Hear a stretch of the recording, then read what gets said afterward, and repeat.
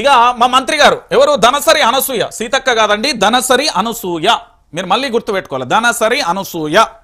ఇక మహిళలను ఎదగనిద్దాం, గౌరవిద్దాం, సమానత్వమే మహిళా దినోత్సవ ఉద్దేశం అని వెల్లడి. Seethakka women's of struggle. ఎవరు? CP Anand. Run for action 2000 పేరుతో 5K రన్ 2K రన్ నిర్వహణ. విజేతలకు బహుమతి అందించిన మంత్రి సిపి ఆనంద్ గారికి తెలియదేమో. సిపి ఆనంద్ గారు నా దగ్గర, మనం ఒకసారి ములుగు నియోజకవర్గాన్ని పోదాం. తట్టెడు మధ్యాహ్నం మా అక్క తీసిందేమో అడిగేద్దాం. ఇంకొక విషయం ఏంటంటే, సరే అక్కను ఈ అభివృద్ధి పక్కన పెడదాం. అక్క ఏమన్నది? మహిళలను ఎదగనిద్దాం, గౌరవిద్దాం. అక్క చెప్పింది కదా, ఎవరు? ధనసరి అనసూయ చెప్పింది కదా. మరి ఈరోజు కాంగ్రెస్ పార్టీ మహిళలకు సంక్షేమానికి కొన్ని అంశాలు ఇచ్చింది. కళ్యాణమస్తు అని ప్రతి నిరుపేద ఆడబిడ్డ వివాహానికి ₹1,00,000 ఆర్థిక సాయంతో పాటు 10 గ్రాముల బంగారం తులం ఇస్తా అన్నది. మహిళలందరికీ కూడా ఆర్టీసీ బస్సులో ఉచిత ప్రయాణం. మహిళల రక్షణకు పటిష్టమైన భద్రతా చర్యలు. డాక్టర్ సంఘాలకు పక్కా భవనాలు నిర్మించి వడ్డీ లేని రుణాలు. మహిళా కమిషన్ బలోపేతం. స్వయం సహాయక బృందాలకు పావుల వడ్డీతో రుణాలు. మహిళా పారిశ్రామికవేత్తల కోసం నైపుణ్య శిక్షణ కేంద్రంతో పాటు ప్రత్యేకమైనది. మహిళా పోలీసింగ్ పటిష్టపరిచి గ్రామాలకు పట్టణాలకు విస్తరణ. పుట్టిన ప్రతి ఆడ శిశువుకు సహాయంతో కూడిన బంగారు తల్లి పథకం పునరుద్ధరణ అంటూ చెప్పి ఇలా ఏం చేసింది? ఏమైంది? మా అక్కల ఎడబైళ్ళు, మా మంత్రి కొండ సురేఖ కానీ, లేదా మా ములుగు జిల్లాకు సంబంధించిన మంత్రి ధనసరి అనసూయ గారు ఎక్కడ పోయిర్రు?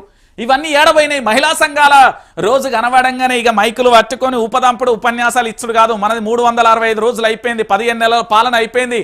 ఏ మహిళలకి ఏం చేసినాం అనేది అడుగుతున్నాం. ఇక్కడ మేనిఫెస్టో ఇచ్చింది కదా, ఈ మేనిఫెస్టో ఎప్పుడు నెరవేరుస్తారు? ఈ ఉపదంపుడు విషయం ఎన్ని రోజులు చూడాలరా భయ్? ఇవన్నీ ఎన్ని రోజులు చూద్దాం? ఇంకా మనకన్నా సిగ్గుండాలే, ఇనటోనికన్నా సిగ్గుండాలి అంటున్నా. ఈ ముచ్చట్లు, ఈ ఉపదంపుడు ఉపన్యాసాలు ఇంకెన్ని రోజులు? 15 నెలల కాలం అయిపోయింది. మహిళలకు ఏమి ఇచ్చిల్లో అడుగుర్రి.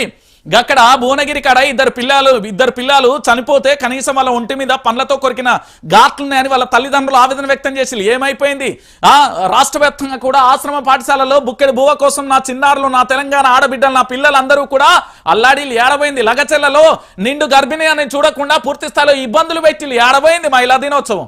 నేను అడుగుతున్న ఈ రాష్ట్ర ప్రభుత్వాన్ని ఏడబోయింది? మీకు మహిళా దినోత్సవం చెప్పే అర్హతనే లేదు. నేను చెప్తున్నా కదా.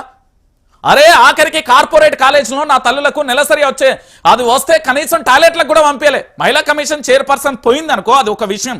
కానీ తెలంగాణలో ఎన్ని సమస్యలు పెట్టి ఏం చేస్తున్నారయ్యా మీరు?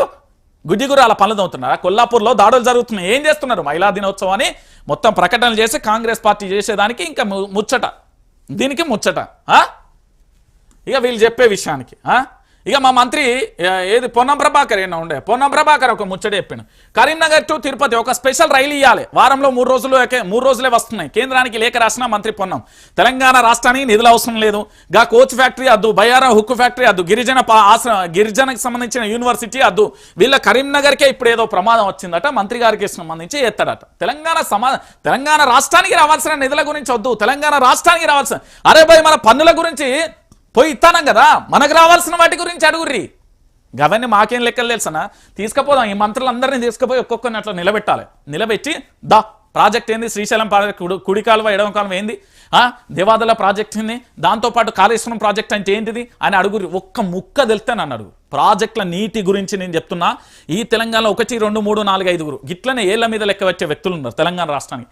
మీరు మండు టెండర్లలో కఠినమైన పరిస్థితులు ఎదుర్కోవాల్సిన దౌర్భాగ్యం ఈ కాంగ్రెస్ పార్టీ వల్ల వస్తుంది. నేను చెప్తున్నా కదా, అదే పరిస్థితి ఎదుర్కోవాలండి. వస్తదేంది? ఇప్పటికీ చూస్తున్నాం.